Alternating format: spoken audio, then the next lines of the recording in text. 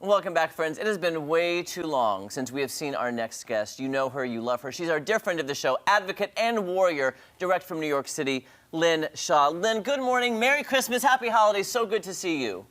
Good morning, Maddie. Good morning, Jeremy. It is such a pleasure to see both of you. And again, the positivity you are sharing is something that is infectious. We need more of. And I am here to spread some good cheer from, yes, the belly of the beast, New York City, because I am seeing a lot of happiness. I just have to jump in with I live near the Rockefeller Center Christmas tree, Radio City, all of that. And I am there every day. Either I'm walking to a meeting, I'm crossing over. There are so many happy families. There's nothing like New York City at Christmas time. They are so happy. They are going into stores, coming out. If you both are familiar with the American Girl Shop, which is dolls and all the accessories, they are coming out loaded with shopping bags. Kids are happy. Those faces looking up at the tree. And I am here to say there is a lot of good and positivity happening in New York City. You can't believe everything you hear, right? And this time of year, it is our duty, our jobs. Let us spread some cheer with all of this. And that's what both of you are doing, and I so appreciate it. Oh, well, we appreciate you and all the compliments, but I really do. And I have yet to go to New York during the Christmas season. It's always been a dream of mine. But when I do think big Christmas decorations, happiness, I think of New York City and Chicago, those big cities that, typically will get snow and just, I don't know, it warms my heart. It is so magical here. You cannot be in a bad mood walking down the street with all of the lights, all of the decorations. But I am telling you, it is rubbing off on people. They are walking around smiling. They're also this year emitting into the air on Fifth Avenue this kind of spicy Christmas smell. We've never had that before. And it's this new thing they're spreading. And they also closed down Fifth Avenue finally, on weekends where people, because there's so many people here and it's so crowded, where people can walk in the streets and you don't have to be worried about cars and buses. But I'm also here to say there was a fantastic report that was just released where there is the pendulum swinging back ever so slightly, but we'll take anything we can get today, where people this holiday season are buying lots of old-fashioned toys, Lincoln Logs, Legos, coloring books, board games, puzzles, and dolls. They want kids to play with things like that, use their hands, use their creativity. And to me, that is the most special thing because Lynn's Warriors, as you know, we educate tough subjects, human trafficking, sexual exploitation, digital safety. And for kids to be going back to something we teach all the time is, buy your child a book, an actual hardcover book. They can turn the pages. You get to the end of the book, you sit down, you discuss it together.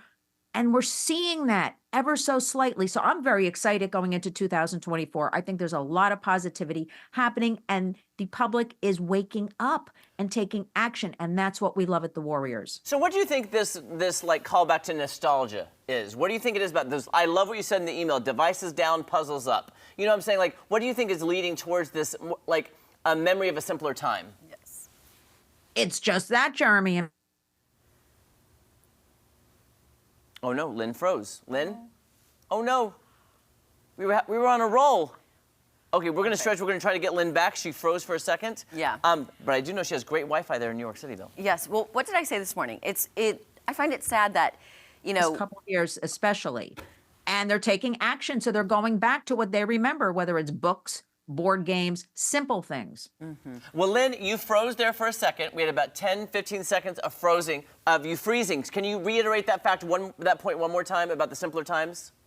I think people are just so overwhelmed that they've decided. But the good news is they're educated now in the last couple of years. They know what's going on. So they're now taking action. And that's the most exciting point. So a puzzle, a child works with a puzzle. A child holds a book. A doll, creativity. Lincoln Logs, Legos, you're building. So I think going back to what we had, what even some of our children had, depending on what ages you are. We have a lot of grandparents across the country raising children these days. The family union it's very different these days. We have older siblings raising the younger ones. So we have to say it's a whole kind of family partnership going on. And I'm telling you, they want simple. Enough with these devices. We know, we see the harms caused. People can't keep up with it. And we also have a lot of studies where schools are putting them down, which is exciting, during the day. Just for that 6 hours, 7 hours, the kids are doing better socially, academically. They're not isolating, they're talking to each other. And we have the studies, the grades are up, the reading levels and math levels are up. And that's what we need to do. Devices down, all of this up. Creativity, critical analysis, discussion, talking to each other, eye contact. That's what we need. And personally, Jeremy, I don't know. I feel like I got the acting bug, if you will, from playing with dolls, playing make-believe, playing dress-up, whether that was by myself or with friends. And I feel like that is so important now for kids to, like you said, tap back into the creativity, their imagination, those juices that just naturally flow, and then they can kind of figure out what they like and what they don't like.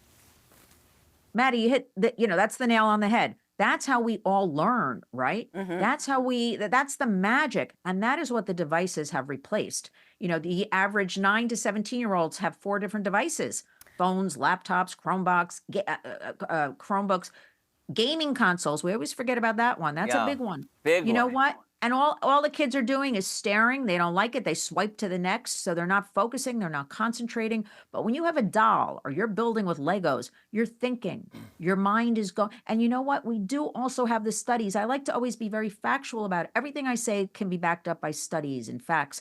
Your mind, you do better with math and science when you play with things like Legos and Lincoln Logs.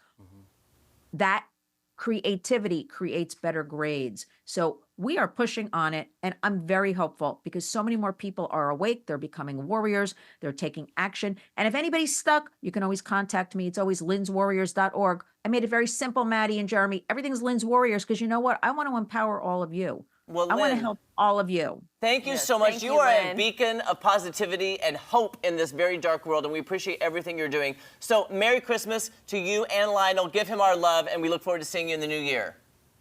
Thank you, Maddie. Thank you, Jeremy. Merry Christmas. Happy holidays. Happy New Year. Be well and stay safe. Thank you.